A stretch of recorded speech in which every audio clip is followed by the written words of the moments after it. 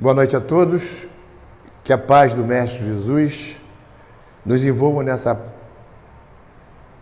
bendita oportunidade de estarmos aqui nesta noite, nesta bendita noite, para conversarmos por mais uma página do nosso Evangelho, esse código de ética, esse código de moral que não foi deixado pelo Mestre Jesus. Vamos começar agora com a página de abertura para a harmonização do nosso ambiente. Então nós temos aqui do livro Pão Nosso, são mensagens de Emmanuel, através do nosso querido e saudoso Chico Xavier. E a mensagem da noite, ela tem o número 56, que tem como título Êxitos e Insucessos. Sei viver em penúria e sei também viver em abundância. São palavras de Paulo que estão registradas nas cartas aos Filipenses, capítulo 4, versículo 12. E Emmanuel nos enviou a seguinte mensagem. Em cada comunidade social existem pessoas numerosas, demasiadamente preocupadas quanto aos sucessos particularistas, afirmando-se ansiosas pelo ensejo de evidência. São justamente as que menos se fixam nas posições de destaque, quando convidadas aos postos mais altos do mundo, estragando desastradamente as oportunidades de elevação que a vida lhes confere. Quase sempre, os que aprenderam a suportar a pobreza é que sabem administrar com mais propriedade os recursos materiais. Por esta razão, um tesouro amontoado para quem não trabalhou em sua posse é, muitas vezes, causa de crime, separatividade e perturbação. Pais trabalhadores e honestos formarão nos filhos a mentalidade do esforço próprio e da cooperação afetiva, ao passo que os progenitores egoístas e descuidados favorecerão nos descendentes a inutilidade e a preguiça. Paulo de Tarso, na lição à igreja de Filipos, refere-se ao precioso imperativo do caminho, no que se reporta ao equilíbrio, demonstrando a necessidade do discípulo quanto à valorização da pobreza e da fortuna, da escassez e da abundância.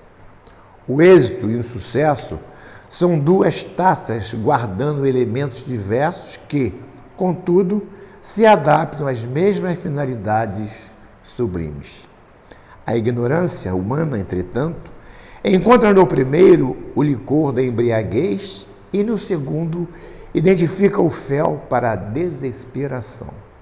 Nisto reside o erro profundo, porque o sábio extrairá da alegria e da dor, da fartura ou da escassez, o conteúdo divino. Então a mensagem para a nossa reflexão, bastante prática, podemos assim dizer, para os nossos dias atuais. Bom, agora nós vamos fazer a nossa prece, conversarmos com Jesus, com os nossos mentores, com os nossos anjos da guarda. Deus de amor e bondade, Jesus, querido amigo, fraterno irmão.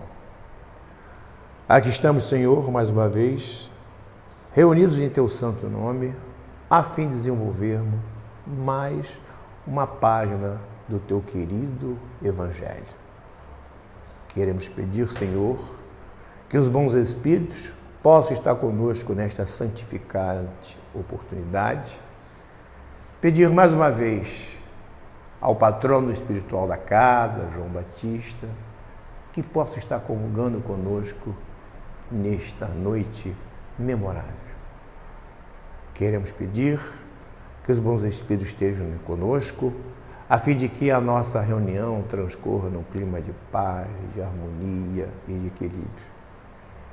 E que a lição da noite sirva de lenitivo para os nossos dias. E assim, Mestre, em teu nome, em nome de Maria Santíssima, sobretudo em nome de Deus, Pai de amor e bondade, nós pedimos a sua autorização para iniciarmos a reunião desta segunda-feira. Muito obrigado, Senhor. Fique conosco hoje e sempre. E graças a Deus. Bom, a gente quer mais uma vez agradecer a oportunidade pelo trabalho, a direção da casa, especialmente na pessoa do Alexandre, que nos confiou essa abençoada tarefa. Não devemos esquecer que essa reunião, muito embora seja virtual, ela já foi devidamente planejada no plano espiritual, com uma antecedência muito maior diante de que aqui chegarmos. Atravessamos um momento delicado da pandemia que assola o nosso Brasil e quase várias partes do mundo, ainda em pontos muito cruciais, mas não podemos perder a nossa fé, nos esforçando no caminho do bem, com paciência, resignação, tolerância, pois tudo passará, pois o Pai não abandonará seus filhos e Jesus, como governador do planeta, não permitirá que algo de ruim aconteça para todos nós. Temos que ter em mente que esse processo que estamos passando faz parte de um grande processo para todos nós, para toda a humanidade, para o planeta ainda de provas e expiações e na transição para a regeneração. O estudo da noite é o tema O Tempo Certo. E para definir esse assunto, nós pegamos a parábola do semeador, que foi a primeira parábola contada por Jesus. Só para a gente entender que parábola é uma narrativa que tem por fim transmitir verdades indispensáveis de serem compreendidas. Por que Jesus utilizou essa ferramenta para fazer a sua pregação, podemos assim dizer, por parábolas? Em função da pouca escolaridade, da pouca educação, da pouca cultura, podemos assim dizer, daquela turma. E ele procurou, então, a deixar os ensinamentos de uma forma prática. Então, a gente vê, assim, a soberania de Jesus ao usar essa ferramenta, esse artifício, para transmitir as suas mensagens, através de parábolas, de coisas materiais, né, que as pessoas tinham facilidade, e nós também, de fazer uma visualização e dali fazer uma extrapolação para o reino espiritual. As parábolas dos evangelhos são alegorias e contêm preceitos de moral. Então, sabemos que a proposta do mestre é a nossa moralidade, o que ele nos deixou, né, e que o Espiritismo arrebanhou, podemos assim dizer, né, a nossa transformação moral, a nossa reforma íntima. Porque só através de cada um de nós com seu deltazinho, é que vamos melhorar o mundo. E o objetivo do estudo é mostrar a todos nós que tudo tem o seu tempo determinado e que há tempo para todo o propósito sob o céu. Então, o tempo certo, existe o tempo certo para tudo em nossas vidas. Mas muitas das vezes, na maioria das vezes, nós nos precipitamos e queremos cobrar do outro uma certa postura, um certo esclarecimento, um certo conhecimento que ele não tem como. E podemos dizer, com bastante evidência, que esse é um dos grandes males nossos. Quando nós projetamos para o outro que ele não entregue alguma coisa que ele não tem a sua capacidade. Porque a maioria das vezes a pessoa está fazendo o melhor, está te entregando o que ele tem de melhor. Mas aquilo, também na maioria das vezes, não nos atende. Porque eu já projetei uma coisa mais elevada, eu já projetei um patamar mais acima. E ele me entrega numa situação inferior. Aí existem as discórdias. Então vamos lá a parábola. Essa parábola ela está registrada em Mateus 13, 1 a 9. Vamos lá. Naquele mesmo dia, tendo saído de casa, Jesus sentou-se à borda do mar. Em torno dele, logo, reuniu-se grande multidão de gente. Pelo que entrou numa barca, onde sentou-se, permanecendo na margem todo o povo. Disse então muitas coisas por parábolas, falando-lhes assim: aquele que semeia saiu a semear, e semeando uma parte da semente, caiu ao longo do caminho, e os pássaros do céu vieram e a comeram.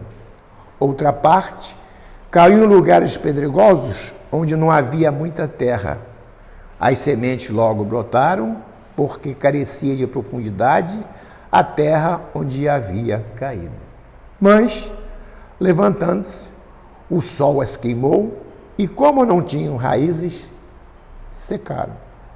Outra parte caiu entre espinheiros, e este crescendo as abafaram. Outra, finalmente, caiu em terra boa e produziu frutos, dando algumas sementes, 100 por 1, outras 60 e outras 30. Ouça quem tem ouvidos de ouvir. Então, essa passagem de Jesus, que está registrada em Mateus 13, 1 a 9, retrata essa proposta do Mestre. E nós vamos agora, através do Evangelho dos Humildes, do Rigonati, fazer um comentário acerca do que nós falamos anteriormente. Nesta formosa parábola, Jesus classifica cada um dos que chegariam ao Evangelho. Então ele falava do semente, né? Uma coisa física, e aqui a gente está vendo uma visão espiritual. Aqui. Quem vai chegar? O Evangelho. Quem vai ser? A semente vai ser plantada em cada coração. Não somente o Evangelho é o semeador das verdades divinas, como também é uma bússola que Jesus deixou para a humanidade se orientar. Dos que se acercam do Evangelho, aos que os aceitam os ensinamentos divinos com facilidade, e aos que não os aceitam. Então, é a semente que uma teve uma boa recepção, e a outra semente que não houve a devida recepção, a rejeição. Das religiões que pregam o Evangelho, o Espiritismo é a que melhor o explica, concorrendo assim para que grande número de pessoas pautem suas vidas pelos preceitos divinos. Como já falei anteriormente, a doutrina espírita tem esse carro-chefe, né? Nos pautarmos pelas coisas divinas. Contudo, o Espiritismo não se arroga o direito de estar com toda a verdade. E nem disse, nem dará a última palavra, porque o Espiritismo é uma religião progressista e acompanha a evolução das criaturas. E também não estamos aqui a dizer que só o Espiritismo irá nos salvar. Não, ledo engano. Eu posso estar no Espiritismo 30, 40, 50 anos, mas se eu não tiver dentro do meu coração, como foi dito aqui, aquela semente de Jesus, eu vou passar. Porque é o tempo.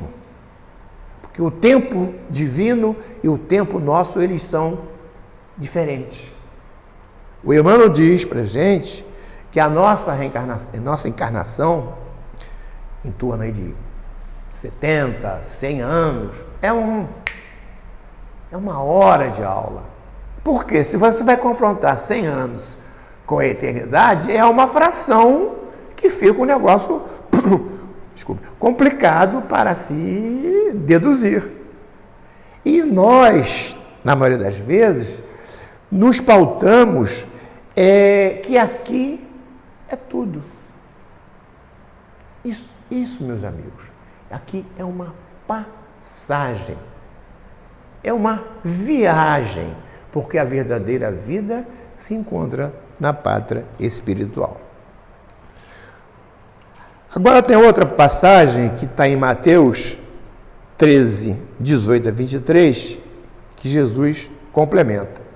Escutai, pois, vós outros, a parábola do semeador. Quem quer que escuta a palavra do reino e não lhe dá atenção, vem o espírito maligno, e tira o que lhe fora semeado no coração. Esse é o que recebeu a semente ao longo do caminho. Aquele que recebe a semente em meio das pedras é o que escuta a palavra e é que recebe com alegria no primeiro momento. Mas, não tendo nele raízes, dura apenas algum tempo. Então é aquela pessoa que chega no espiritismo, se vislumbra, se acha, chega na casa espírita, quer fazer tudo, Temos que ter cuidado, temos que ter cautela, porque de repente ela saiu de uma situação de desconforto e encontrou na casa espírita um acolhimento. Então a pessoa se vislumbra, então quer ganhar o tempo em 24 horas. Não é por aí, porque aí, na maioria das vezes, essa coisa vai murchando no final. Por quê? É o nosso momento, é o tempo certo. Em sobrevivendo revés e perseguições por causa da palavra, tira ele daí motivo de escândalo e de queda. Aquele que recebe a semente entre os espinheiros é o que ouve a palavra, mas em quem logo os cuidados deste século e a ilusão das riquezas abafam aquela palavra e a tornam infrutífera. Aquele, porém, que recebe a semente em boa terra e que escuta a palavra, que lhe presta atenção e em quem ela produz frutos, dando 100 ou 60 ou 30 por um. Então, a gente vai vendo assim a cronologia das palavras de Jesus. Então, ele vai aqui colocando as ideias para as pessoas, aquela turma, e para nós também, né, fazer um entendimento das coisas mais divinas. Vamos lá, ainda o comentário do Rigonati. Jamais nos tornemos indiferentes às coisas espirituais. A vida não consiste somente no presente momento, mas continua sempre ininterruptamente. Somos espíritos eternos. Somos eternos. Fomos criados, simples e ignorantes, com um grande projeto. Cada um de nós temos um projeto na nossa vida. Estabelecido por Deus, estabelecido pela misericórdia divina, de um dia sermos bons, sermos espíritos puros, logicamente, relativamente. Nunca alcançaremos a pureza de Deus. Que Deus é uma coisa que, desculpe o termo, é uma situação que nós ainda não temos capacidade de compreender. Então, Kardec, muito didaticamente, perguntou na primeira questão do Livro dos Espíritos: quem é Deus? Ele não falou quem é Deus. Quem é Deus? Aí os benfeitores espirituais responderam: inteligência suprema, causa primária de todas as coisas. Então, tudo. Então, como é que nós teríamos condições de entender Deus? No momento, não temos. Então, ficamos com essa definição de Kardec e temos a visão que tudo que está ao nosso redor foi criação divina. As montanhas, os mares, os animais, a natureza que não dá saltos, né? Nós estamos agora entrando na semana na primavera. Há bem meses atrás, as árvores estavam com todas as folhas todas caídas no chão. Hoje não, elas já estão botando as folhas, botando as flores. Quer dizer, então você vê como é que é o tempo certo das coisas. Quem tem condição de perceber, eu tenho, porque aposentado, tem muito tempo, né? Eu percebo o gorjear dos pássaros. É diferente. É diferente. Eu tenho lá eu moro aqui próximo, né? A varanda que eu moro tem lá uma tela, né? De proteção e tal. E vai todo dia de manhã lá. E há pouco, agora ele vai muito mais. Um passarinho pequenininho, tá? Como ele canta, quer dizer, dando boas-vindas à primavera. E a gente vê outros pássaros cantando. Então, a gente nós temos a dimensão, a ideia de como isso funciona. E só através de uma mão divina, esse processo pode ser assim, não se perder. Então, isso é muito importante. A grande necessidade de sabermos que nos guarda no além-túmulo. Temos o sagrado dever de ouvirmos os pregadores evangélicos e de procurar a explicação das leituras divinas. A ignorância das leis divinas pode conduzir-nos a enormes sofrimentos no mundo espiritual, por não termos sabido evitar erros de dolorosas consequências, os quais repercutirão desfavoravelmente em nossas futuras reencarnações. Então, nós somos artífices das nossas vidas. Então, alguma coisa que não saia dentro do script, como assim dizer, nós teremos que fazer o devido ajuste.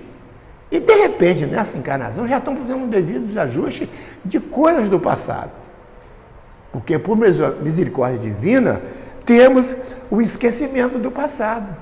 Imaginem vocês, meus irmãos, se soubéssemos o que fomos lá atrás.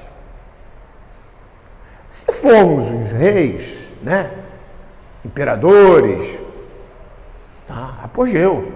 Mas se formos, temos uma conduta não muito plausível, fomos salteadores, ladrões, assassinos, será que teríamos estrutura para suportar essa carga dentro do nosso psiquismo? Então, a misericórdia do Pai é tão benevolente que a gente esquece isso. Nós temos, assim, noções, porque a gente sabe, cada um sabe o que carrega dentro de si. Pode ser o mais ignorante, o menos letrado, mas ele sabe o que carrega dentro de si. Eu particularmente sei de alguma coisa, né, que dá um balizamento do que eu fui. Agora, uma coisa eu posso dizer, não foi nada assim não foi nenhuma Brastemp, para mim estar, né, um planeta de provas e expiações, para estar encarnado no Brasil, esse país maravilhoso de recursos naturais, que não tem explicação, mas do outro lado a gente vê quanta dificuldade tem a nossa pátria. Mas sabemos que isso tudo faz grande parte de um grande processo. E o Brasil, né, será a pátria do Evangelho. Já foi dito, está dito, que Jesus transplantou para cá a pátria do Evangelho. Mas como a natureza não dá saltos, tudo tem o seu tempo certo. Vai chegar a época, né, com a regeneração, com os outros países estarem numa situação mais confortável. A gente fala pelo Brasil porque nós estamos encarnados aqui. E gostaríamos realmente que tivesse um cenário mais plausível, né? Onde as desigualdades fossem menores. Porque nós temos aí no país uma grande concentração de renda. Tem poucas pessoas com muito e muitos com quase nada. Então, temos agora a última de pesquisas publicadas pelo IBGE, que a erradicação da fome, ela já sofreu um revés. Então, até 2018, se não me engano, 17, 18, tinha um comportamento, esse efetivo de pessoas numa margem de pobreza. Hoje isso já aumentou. Então nós sabemos que isso tudo é um projeto para nós, né? Para as nossas vidas, e não temos como fugir. Temos, graças a Deus, a doutrina espírita. Temos esse livro que é o código da vida, o Evangelho. Porque aqui não existe uma linha, uma palavra que desabone a nossa doutrina. Pode ser o mais crítico, mais cético, ele não vai encontrar aqui uma linha que fuja, da moralidade. Porque quem fugir, pode até fugir, é o livre-arbítrio, da moralidade, aí está na contramão dos ensinos de Jesus. Então, essa doutrina que nos dá esse conforto, esse calor, essa força de vermos tudo isso que está acontecendo e termos um entendimento devido. Sabemos que o momento que passamos, já se vai aí quase 6 meses, mas isso é um grande projeto para nós. Quem sabe que nós, com esse momento, nós não estamos nos reeducando. Já mudamos algum comportamento. Já chegamos nas nossas casas, já temos cuidado de não entrarmos diretamente nas nossas casas com os nossos calçados. Anteriormente se fazia isso? Não. Eu até conheço algumas pessoas que tinham esse comportamento, mas a maioria não tinha. Eu, praticamente na minha casa, nós não fazíamos isso. Agora hoje não. Hoje já é ao tempo certo. Há 50 anos atrás, isso aí teria efeito? Não. Então, tudo é planejado segundo as leis de Deus. Vamos lá. Aqui ele fala dos entusiastas, né? Aquele que chega na casa espírita. Aqui vemos entusiastas e os discípulos de primeira hora, os quais depressa se cansam de seus trabalhos espirituais. Porque ele entra com tanta volúpia, com tanta vontade, que aquilo vai acabando. Porque é muita energia, muitas das vezes, que a pessoa despende e ele não há a reposição. Vamos lá. Aceita o Evangelho, mas ao abandono tão logo não tem de fazer qualquer esforço para pô-lo em prática. Coisa é você aceitar o Evangelho, né? Outra é a praticidade. Porque, como eu costumo dizer, sermos espírita dentro da casa espírita, legal, beleza, não tem dificuldade. Agora, sermos espírita fora da casa espírita e tendo o Evangelho no coração, é complicado, né? Tem que ter muito jogo de cintura. E começa, né, pelos nossos lares, pelo nosso ambiente de trabalho, pela sociedade, pelo trânsito, que a gente hoje é um negócio das grandes cidades, né, que nos deixa assim, boquiabertos. Tal a agressividade, né, das pessoas quando se apossam de um volante. Mas é o tempo. O tempo vai dar para aquela pessoa, né, o tempo certo dele se comportar no trânsito virá daqui a um tempo, daqui a uns dias, quando ele, né, botar um cabelinho branco, amadurecer. Mas no momento, eu agora vim para cá, para casa, para fazer o estudo, um rapaz de moto, mas ele atravessou na frente do meu carro, assim, de nada, sem capacete. Quer dizer, aí eu falei, caramba, se eu não freio, eu pegava ele. Ele atravessou na frente do meu carro, do nosso carro. Aí eu falei, caramba, se eu não estou prestando atenção, eu pego esse cara, mas aí não tem capacete, aí a moto, de repente, não tem documentação. Aí desdobramentos que a gente já conhece. Mas é o quê? O tempo dele é esse. O tempo dele é esse. Ele acha que se ele não cortasse, que ele ganhasse 1 minuto, 1 segundo, ele seria perdedor. Esse aqui é o grande equívoco nosso. Entendemos que estamos perdendo. O entusiasmo dele se esfria ao receber a mais ligeira crítica contra a doutrina que abraçaram ou ao surgir dificuldades para segui-la.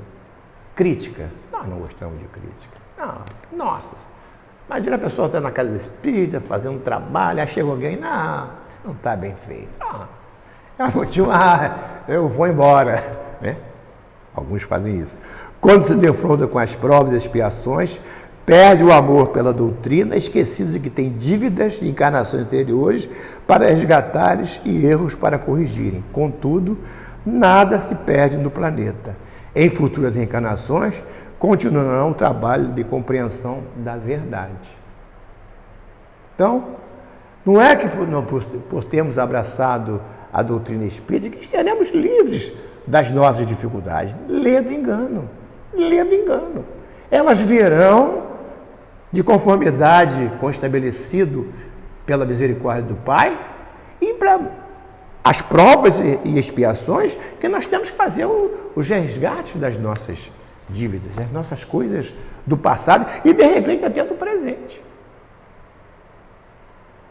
Não é porque eu vou me tornar espírita que eu não vou ter um problema familiar, eu não vou ter uma doença, ficar terminal numa cama de um hospital. Não. Aquilo ali será uma oportunidade para refletirmos. Como a natureza não dá salto, como foi dito, é o tempo, aquele tempo ali é o ideal, será o ideal para você, para nós, para quem conviver naquela situação, para os familiares, dar a devida demonstração de conhecimento da doutrina, que nada está perdido. Porque, como ele fala aqui, não pode esquecer que temos dívidas de encarnações anteriores para resgatarem e erros para serem corrigidos. Então, o sofrimento, entre aspas, ele faz parte do nosso grande projeto de vida.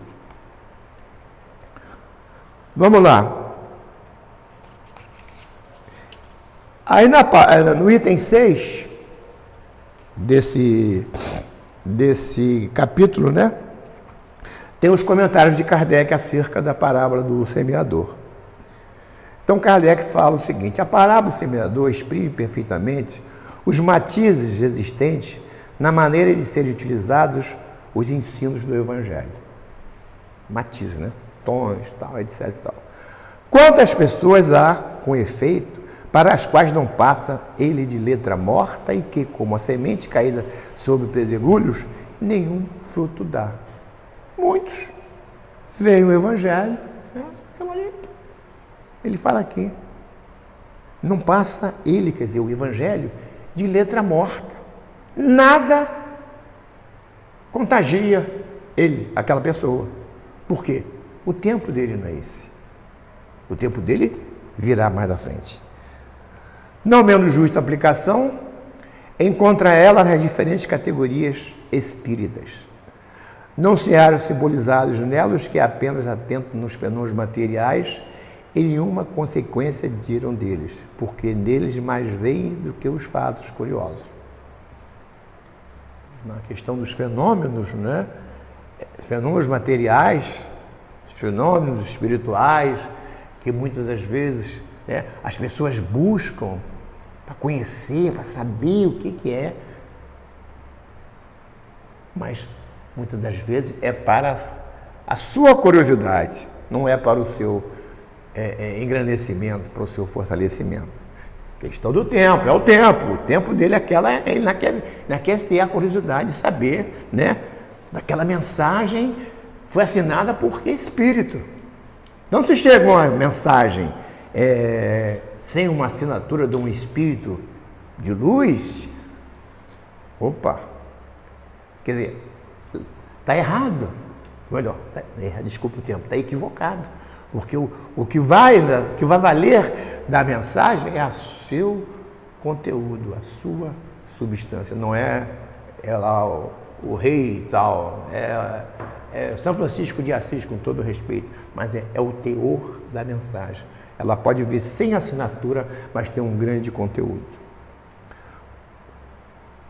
Vamos lá, os que apenas se preocupam com o lado brilhante das comunicações dos espíritos, olha, eu até me antecipei, pelas quais só se interessa quando eles satisfazem a imaginação e que depois de as terem ouvido, se conserva tão frios e diferentes quanto era. A comunicação, de quem é? Matou a curiosidade, entendeu? Descarta. Os que reconhecem muito bons os conselhos e admiram, mas para serem aplicados aos outros e não a si próprios. Nós temos isso com a gente, né? Ah, isso aí é para fulano. Ah, tá vendo essa página aqui de hoje? Isso aqui isso se encaixa no perfil dele. Seria bom que ele ouvisse essas palavras. Ligando, deixa o tempo dele não está ainda condizente para ele receber essas informações.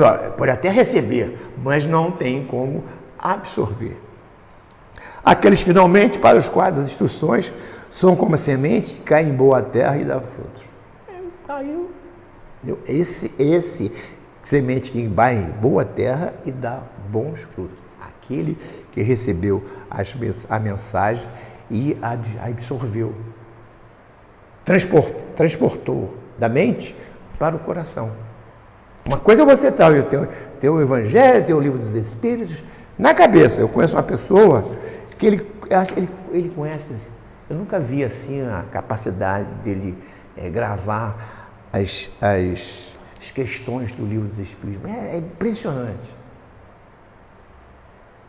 E fala, 971, não sei a capacidade dele, mas muitas das vezes, será que isso aí é o grande salto de qualidade? Não. Eu quero muitas vezes pegar umas 5 ou 10, trazer daqui, tá aqui, e botar no meu coração para nossas vidas. Bom, eu estou aqui agora, já vamos para a gente finalizando. Eu consegui no site da Federação Espírita do Paraná. Eu recomendo a vocês que tiverem chance de visitá-la, que é muito importante, tem muito conteúdo, muita matéria. É onde é editado, eu não sei agora, uns CDs, Momento Espírita, tinha uma coleção, 10, 15, não sei se ainda tem, porque hoje com essas novas ferramentas aí, não sei se CD ainda é um bom caminho para ouvir música, né? Tem no Spotify, tem YouTube, então, mas eles têm a Federação Espírita do Paraná é muito organizada, muito bem, tem muito conteúdo. Então quem tiver chance de visitar o site deles, então ele tem esse Momento Espírita, tem essa mensagem que ele faz que em um dos livros bíblicos, o Eclesiastes, isso é Velho Testamento, há um texto de grande beleza, é o capítulo 3. Esse texto, que é atribuído ao rei Salomão, versa sobre o tempo e é uma preciosa lição. Então, capítulo 3 de Eclesiastes, Velho Testamento, tem essa lição, assim dizer, que é atribuída ao rei Salomão. Vamos lá. Diz que tudo tem o seu tempo determinado e que há tempo para todo o propósito sob o céu. Há tempo de nascer e tempo de morrer. Tempo de plantar e tempo de arrancar o que se plantou.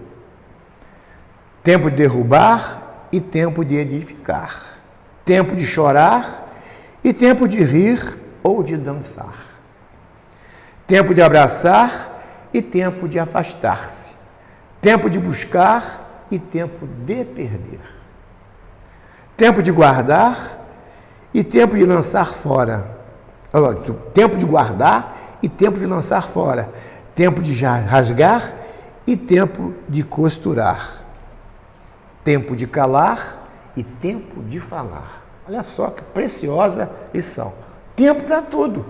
O tempo para falar e para calar, para escutar. E muitas das vezes nós não temos essa disciplina, a gente sai atropelando e vamos que vamos. É o tempo nosso, né? Muitas vezes a nossa ansiedade de querer arrancar do outro alguma coisa que eu planejei para ele. que eu projetei, mas ele não tem estrutura para tal. É uma sábia avaliação do ritmo das leis que regem a vida. Nascemos como precisamos de mais uma experiência na Terra. Nascemos quando precisamos de mais uma experiência na Terra. E devemos deixar o corpo no momento exato em que já cumprimos nossa missão na Terra.